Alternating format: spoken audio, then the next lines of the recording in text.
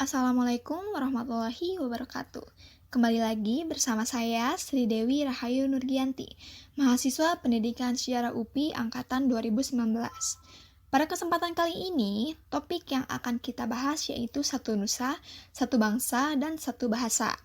Mata pelajaran ini merupakan mata pelajaran sejarah wajib kelas 11. Mari kita mulai pembahasannya.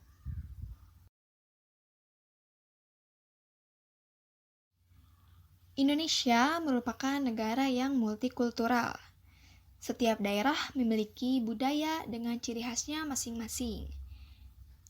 Di Indonesia sendiri terdapat kurang lebih 1.340 suku bangsa dan 718 bahasa, yang mana jika mereka berselisih, maka rentan akan perpecahan. Lantas, bagaimana bisa seluruh bangsa Indonesia bersatu, bahkan dalam watak dan kepribadian dari setiap daerah yang berbeda-beda? Kita simak jawabannya berikut ini. Setelah didirikannya organisasi Budi Utomo, pemuda Indonesia mulai bangkit meskipun masih dalam loyalitas kepulauan. Perubahan pesat dan radikal dari organisasi-organisasi pemuda pada saat itu semakin meluas untuk mencapai cita-cita persatuan. Maka pada tanggal 30 April sampai 2 Mei tahun 1926 diadakan sebuah rapat besar pemuda di Jakarta. Rapat besar pemuda di Jakarta ini kemudian dikenal dengan Kongres Pemuda Pertama. Keputusan mendasar dari Kongres Pemuda Pertama ini yaitu Kongres mengakui dan menerima cita-cita persatuan Indonesia meskipun belum dinyatakan dengan jelas.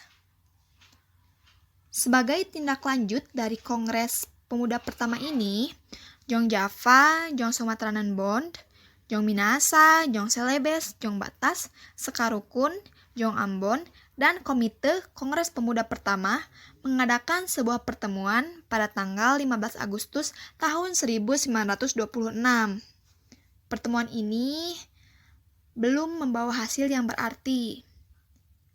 Kemudian dibentuklah anggaran organisasi baru yang bernama Jong Indonesia atau Pemuda Indonesia.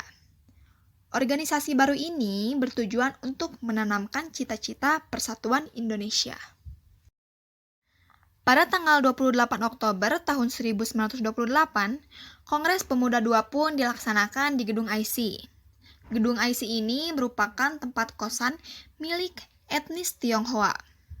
Dalam kongres tersebut, lahirlah sebuah ikrar yang kita kenal sebagai Sumpah Pemuda. Pertama, kami putra dan putri Indonesia mengaku bertumpah darah, yang satu tanah Indonesia. Kedua, kami putra dan putri Indonesia mengaku berbangsa, yang satu bangsa Indonesia.